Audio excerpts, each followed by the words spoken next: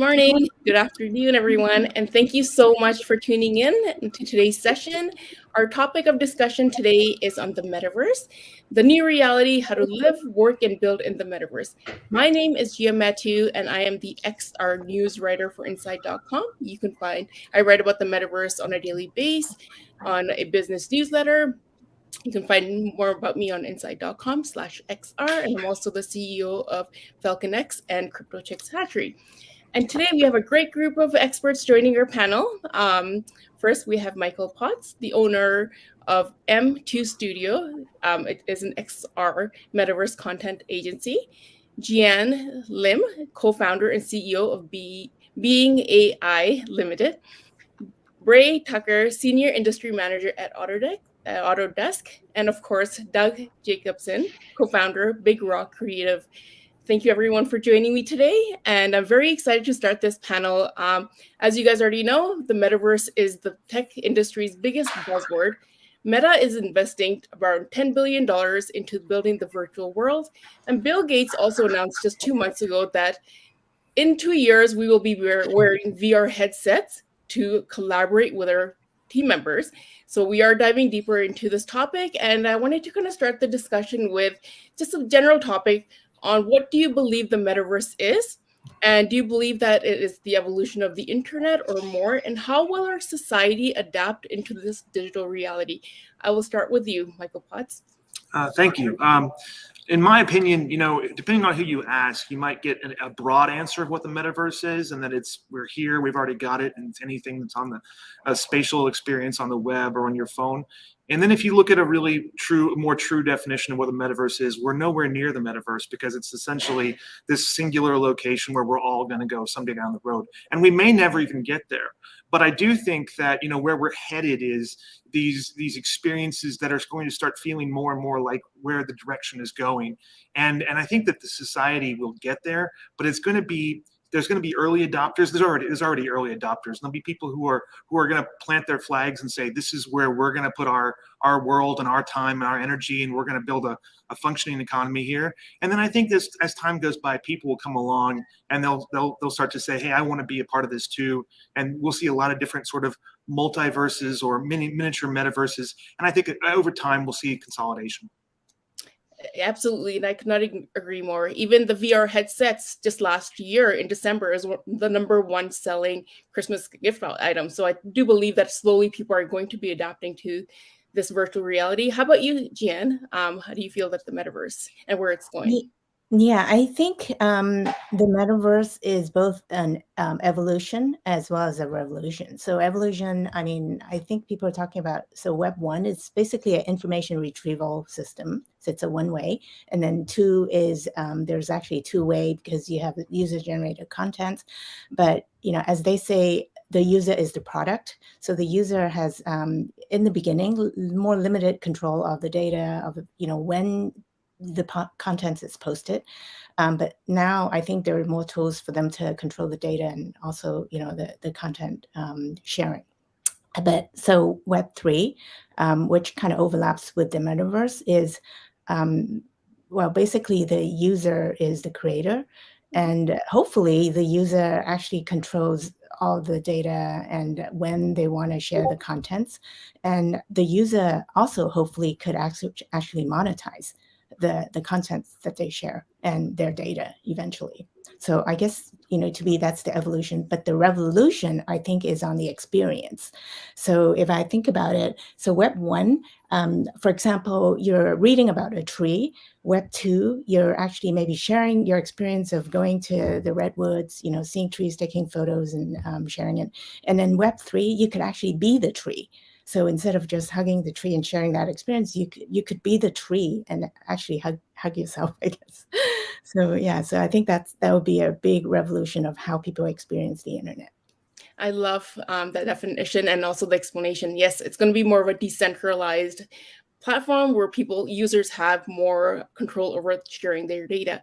And how about you, Bray? How do you feel about this topic and the metaverse and where it's going? Yeah, so thanks so much for asking this question. My perspective is that the metaverse really doesn't exist yet. But I really like what Jian just highlighted, that it's also about a revolution. This is a huge moment for investment and opportunity, people to think about how they're going to contextualize their participation in metaverse development. One way that I like to frame it, if you go back to the origin of the term from Snow Crash and the sci-fi author Neil Stephenson, he was describing a metaverse where he was making the spoonerism of it's a meta topic and the universe. And so when we think about meta topics, we have lots of them that exist. We have metacognition, thinking about thinking, metadata, data on data. And when we say the metaverse, we should really be thinking about a digital layer on the universe. It's something that connects us back to reality. So it's not a virtual world. And I think that's a really big distinction to make, because virtual worlds have no scarcity. You can just keep making them. They can change. They can become larger. And it's nothing new. We've had virtual worlds for a very long time now. So Second Life came out over 20 years ago. I actually took a college course inside of Second Life. And so I think when you think about these concepts, a lot of people are just saying this is a metaverse thing. It's like, no, not really. It's a virtual world thing. And we've been making them for a long time, and we're really good at them. So I think when people think about what can we do to make the metaverse real, it's how do you connect it back to the reality of the world that we live in? So spatial computing, an extension of the internet that's respective of augmented reality technology stacks, things that are actually going to connect you back to real life. I think that's really the motivator that should really be the flag that people rally behind, and then actually make it real. Because I think that next wave of development could be really interesting for all of the concepts inside Web3, and so much more for some of these really hard problems that we have not solved with coordinate issues with 3D geometry. So I'll leave it at that for me. Absolutely. And the fact that you brought up augmented reality and emerging technology, we're going to see a lot of different things happening in AR, VR, and also artificial intelligence. So thank you so much for your answer. And how about you, Doug? I'm going to hand over the virtual. Wow, I got to follow up all that. Okay. Well, I kind of look at it like a multiverse rather than the metaverse. A lot of people look at this through the lens of Ready Player One. And, I think that looks like an IP dystopia to me. But what I don't want is, what I hope we don't do is create a zone where we're all finding new and fascinating ways to be slammed with advertising and marketing and commercialization. And I'm hoping that we made a virtual Burning Man, so we had to take the 10 principles of Burning Man, gifting society, decommodification, and convert them into a virtual space. And I'm hoping that we kind of keep a philosophy of something going, so that we don't create a Facebook-like because the level of ability to track your advertising, your pupil dilation, where your eyes are looking, how your body's reacting to things is a new level of creepy that I hope we don't go into. And I think that, it's all going to come down to glasses now. We're going to start seeing people no longer wearing glasses just for prescriptions, but now they're just going to be wearing them for data. Walking down the street, you're looking at the directions in your glasses. And that's sort of that interaction where the internet comes right onto your face. This is Exactly. sort of an alien reference that I don't mean to get that dark, but it will be a lot of fun, and I'm hoping that we pick the companies that really value our privacy, really don't need to track us that well, and really want and that we gift those companies. We're not the product, like other people said. So exactly. Those are great points. I actually read about a company last month. They're creating contact lenses, augmented reality contact lenses, where you don't really even need the VR headsets or the glasses. And they were awaiting FDA approval. So it'll be really interesting to see where technology actually goes. You had mentioned that, there's different use cases for the metaverse. A lot of people are buying virtual land. That's one. I wrote about Gucci starting an actual store on the Sandbox platform, and upcoming metaverse fashion shows. What are some of the use cases for the metaverse outside from just gaming and play, and even marketing and advertising? What do you guys think? Do you guys agree more with Bill Gates, where he says, hey, well, it's just a platform where we're going to be hosting meetings and collaborating with teammates? So what are your thoughts on this? I'll start with Jian. Yeah. Oh, anyone? Okay, so sure. Yeah, I mean, keeping it kind of relatively simple, I think the commercial applications are pretty obvious, and that, you'd have more real estate if there's physical intervention for marketing moments, where you can start to have, brands work together as someone's walking down a street. Blade Runner 2049 had a pretty interesting view of what things could look like if you had a really nice augmented reality overlay. But I also will echo Doug's comment. A lot of the examples that we have, like Ready Player One and Blade Runner, are very dystopian. So I don't know if those are exactly the things that we should try to bring into the real world. But the other applications in terms of how you activate space, real space, there's a lot of really interesting things there for architecture, commercial development. There's all these things where you can start to connect things that are hard to reach. So site-based problems where you're trying to connect people in a safe way.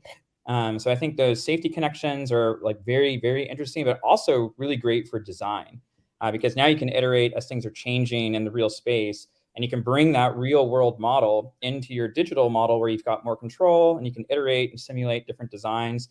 I think those types of applications are even broader than just architecture and engineering. Those really go into like the human body as well. If you're looking at trying to do like a heart replacement, or you're looking at prosthetics. They're really interesting things if you had a scan of a very complex and dynamic shape where you could do more geometric work with that digitally and very safely. So those are the ones that really get me excited because it's just a totally new, fresh way of thinking about a design process.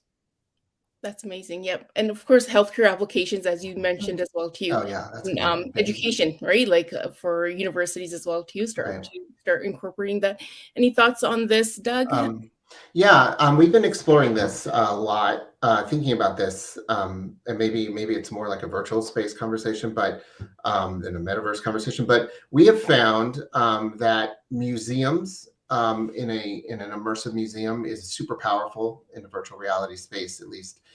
We found that we're working on a project called Brianna's Garden about Breonna Taylor, and it's sort of a really great way to, we're going to do that at South by Southwest. And I think that's a really powerful way to immerse yourself in a topic, to recreate history, to go back to what it was like standing on a street corner, maybe in the 1800s, or to dramatize an actual historical event.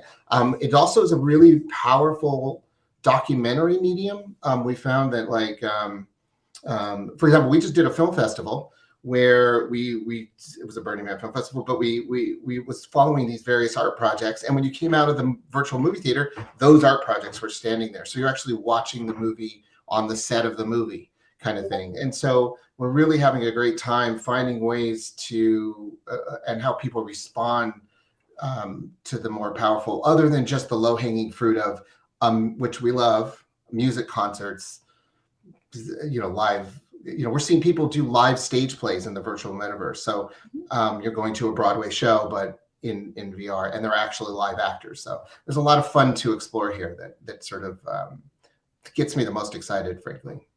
Definitely. And how about yourself, Jian? What's the most exciting aspect of metaverse applications for you? Yeah, I was actually thinking back. Usually, with these kind of new technologies, devices would be sort of the first thing that gets adopted, right? Gambling, and I would think we're already seeing that in the metaverse, which is not a great thing, but that's how technology is adopted initially. So the next ones would be the highly profitable commercial applications, and then the social good and other things kind of come after that, sometimes as an afterthought. But now I think there's so much focus on sustainable development, social good environment, that there's an opportunity for us to actually fast track those kind of applications. For example, creating more empathy for the underprivileged people by being them. So being, actually being one of them. So I think there's already companies developing applications that you could be actually the person on the other side. And then so you could interact with that other person. And basically then, so the other person is the normal you, and you become the person that's normally experienced that kind of challenges. So you actually create empathy that way. The other area is in the self-actualization. So there are also companies creating applications where you wear your VR headset, and then you kind of go through this 7 steps to enlightenment, and then you could actually be enlightened within that kind of one session. So it's kind of a very interesting, a lot of interesting applications within the metaverse. That is definitely interesting. You can have like even like just like you said, meditation. Yeah. We have a large and robust meditation community in Altspace. There's weekly meditations and there's group meditations, and it's very powerful. Actually, another great use case for. And I just want to say one more thing about empathy. We are living in a sort of empathy versus no empathy construct sometimes, and maybe creating things into a digital good can make people lack empathy because it's a fake object, and people won't care what's real or not. And I think the more we can create empathetic experiences, the more valuable it will be. Right on, yeah. Because they always say if you live in the other person's shoes for a day and see what you think. But now we actually get to do that, which I think it's so powerful. Exactly. And how about you yourself, Michael? Any applications that you're very excited about? Yeah, well, we were fortunate in the last 18 months or so to have just so many different use cases. I gave a presentation a few months ago, and it's called Use Case Explosion in the Metaverse. And what we just saw in the last 18 months was just so many different really cool projects. And I'll just go through a couple of them because there are just so many different variations and ways to go. But we worked with the Utah Jazz to create an experience where fans could interact with the players and get to go backstage in the locker room with the players. We got to do one for the Dune movie where you could go on planet Arrakis and feel like you're on the planet with the characters and the sets from the movie. We got to work with McDonald's on a couple of metaverse experiences, and they just after this last one we did for the Lunar New Year, they trademarked, I think, 14 different trademarks for metaverse restaurants. So they found it to be successful for them. And then we also got to work this summer and this past month with the USOPC to create viewing and party get-togethers for folks who couldn't go to Tokyo to the Beijing Olympics. So we got to build an experience for people to go and have kind of watch parties, but then after the events, actually meet with the athletes in Tokyo and meet with the athletes in Beijing, and that was a lot of fun. But I'd say probably the most interesting is the one where we're working with a group that's going to be using virtual reality to help people with terminal cancer and with cancer, and just sort of deal with sort of the challenges that come from that, and help them with meditation and with sort of pain management, but also to interact with loved ones and family members who can't be close to them because of their immune systems are compromised or they're across the world. So yeah, there's some commercial applications of the metaverse, and then there's these things that are really good for humanity and can bring about a good thing. So I think there's a lot of cool stuff going on. Absolutely, especially in the healthcare, like I mentioned before too, the FDA is beginning to approve some VR technology for the use of pain management, right? So this is definitely a trend that we can see emerging. And PTSD. Exactly, yeah. So, this is a big topic. So I'm going to just keep it very simple. Identity as a basic human right. Okay, right now, as we already know, under international law, for you to have a form of identification, it has to be authorized by a government. You have passports, you have your license, and so forth, which leaves 1.1 billion people, including refugees, without having any form of government-issued ID. Right? Will Web3 be able to improve or solve this problem? And will the creation of avatars, the metaverse, give us a new sense of identity? And how do we prevent fraud from happening in this space? So I'm gonna, it is a huge topic. So I'm gonna start with Jian just to kind of share some thoughts about just identity in the metaverse and creating avatars. Yeah, I guess it's very interesting and exciting topic, but also very scary. So I guess exciting because now we could actually have an alternative identity. And basically, we could kind of be anybody we want. And that could be a part of our digital twin as well. So it can be very connected to our real life experiences, connected with our biometrics and so forth. So, but of course, obviously, there's a lot of room for fraud. I could mint an NFT of me, but somebody could actually, copy it and mint another NFT. And then you'd have to rely on people to go through the provenance, be able to identify that's the real me, but, not that's the real or fake me. So I think the opportunity for fraud is very huge in the metaverse. Having said that, though, I think there would be companies that are coming up with ways to quickly check that provenance and be able to give us the authenticity pathway. So I'm pretty sure that when there's a gap like that, there are companies jumping into this. So the other thing is, I think the opportunity offered by the decentralized blockchain structure that allows us to trace everything. So if there are companies that offer a faster path to track all that, then it's actually a more secure way to identify our, who we actually are than the Web 2.0. Definitely. Any thoughts on this, Doug, on your end? Oh boy, I don't know if this is going to solve your federated identity issue that you're talking about with refugees, but once you add in an avatar element to people, it gives them the ability to be somebody else in a fraud way, but also in a colorblind way, all kinds of ways, and that allows people to become friends with people's consciousness rather than their visual.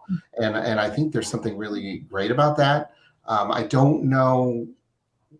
I mean, I might be a little bit not as blockchain may solve this problem. I think maybe NFTs and blockchain could be really great for interoperability between platforms, but I'm concerned about the scalability on this level and the ability to access blockchain. It's not easy. It has a massive environmental toll. I'm not as pumped about it yet. It needs to get its act together again a little bit before I can really look at it as the solution. But it'll just be as messy probably as it is now, getting into the battle of the passcodes and the passcode keepers, and it'll just be eyeball check to see if it's you, probably in the end. You'll have one on top of your computer. Or maybe a virtual passport, right? Virtual passport would be great. Yeah. Yeah, one or the other. And how about you, Ray? Any thoughts on this? I think this is really where Web3, I think, opens. There's some really great companies that are talking about this. One of my favorite ones, it's a Canada-based company, Fission.io. They're thinking about something called globally addressable protocol. And so inside that concept, it's an edge computing concept where like Jian's example of an NFT being copied, and now there being two copies and two different NFTs. And do we know which one's the original one? Things that have global addressability, you would know just by the very nature of that copy that a copy occurred, and now you have a new thread. So for edge computing, that's really important because that problem solves people working on multiple files at the same time, and when things are branching. But what's really interesting about that for identity is I think we get to this age-old question in democracy, which is, do we give up individual freedom for the benefits of a group dynamic? And ever since the original conjuring of democracy, we've been really bad at being fair for a broader group dynamic. I think there's always been bias, whether registered or unregistered. And I think these problems, when we think about them, technology might be able to save some of those things. But I think in terms of making it fair, like that 1.1 billion that you mentioned that do not have access to just any kind of government identity, if we put a technology barrier in there, that number will probably grow because now it's a finance barrier and a place of birth barrier. So I think those things become, they just continue to add to the dynamic of democracy problems that we still have that are yet to be proved out. And I think the things that can make that better, if we think about not one kind of walled garden with any of these metaverse concepts that we're trying to bring about for identity, where we have agnostic platforms that represent all worlds, all virtual identities, and that's kind of a flag that we rally behind first. It needs to be agnostic first, not preferential. Those are really hard from a technology perspective, and I think that's why some of the edge computing things in Web3, that's where I see hopefulness in that, because they're looking at it in a very unbiased way. Because in order for a file system to be decentralized and distributed, it's a core problem. It's like file identity. So if we were to take some of those lessons learned from there and try to bring that to human identity, I think that gets interesting. So long as we don't embed stuff in our body and really just push forward this agenda of being transhumanist, There's a bunch of stuff in there that I think turns dark really quickly. Governments have not shown any kind of proof that they're going to be good with that amount of power.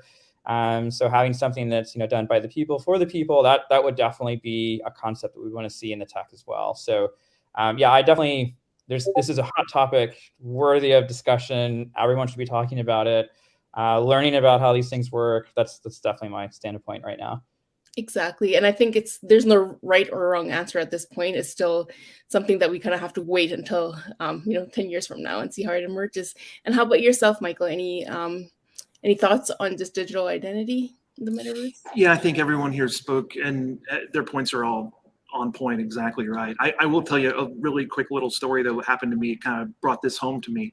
A couple months ago, we had our first NFT drop of a metaverse space, and it was going to be on stage in a virtual reality experience, and I was all excited, and they brought us up, and they were doing the countdown, and right before they counted down, all of a sudden, an avatar showed up looking like Mark Zuckerberg. And I was like, wow, Mark Zuckerberg is coming to our NFT drop. That's incredible. This is so awesome. And I was really, he sounded like him. I'm like, this is incredible, but I guess it makes sense. And then maybe like, I don't know, a couple minutes later, Bill Gates showed up. And I'm like, oh my God, Bill Gates and Mark Zuckerberg are here at my NFT drop. I can't believe it. I feel so honored. And then when Jeff Bezos showed up, I realized something. It hit me. I'm like, oh, wait a minute. These aren't the real guys. This isn't the real thing. This is NFT, or this is avatar fraud. And it's clear, like, yes, we have to solve this, because celebrities and all of us, we don't want someone to impersonate us and then do things. So we have to find a solution for this. It's an important thing, and I had my first taste of it in December, and it was exciting, and then it was disappointing in a really short period of time. So. Well, that's one of the reasons we're seeing a lot of brands come into this area and file trademarks as well too. They want to protect their digital identity, right? Their brand identity as well too. I believe we're out of time. I know this is a big topic and we have so much more to say, but thank you so much, everybody, for joining today. I really enjoyed this panel and everyone's feedback. Is there anywhere that the audience can find you guys, just really quickly, like your Twitter or your websites? BigRockXR.com or delegate BigRockXR.com. I'm at Braytucker everywhere, so easy to find. How about you, Michael? Yeah, if you look up Michael Potts or M2 Studio, and if you go to Spatial, you can see a lot of our environments on spatial.io. Yeah. For me, Jean at beingai.com, and then just the website, beingai.com. Awesome. Thank you, everybody, so much for tuning in. Yeah. And we'll keep in touch with everybody. Thank you so much, and have a good day. Thank you so much.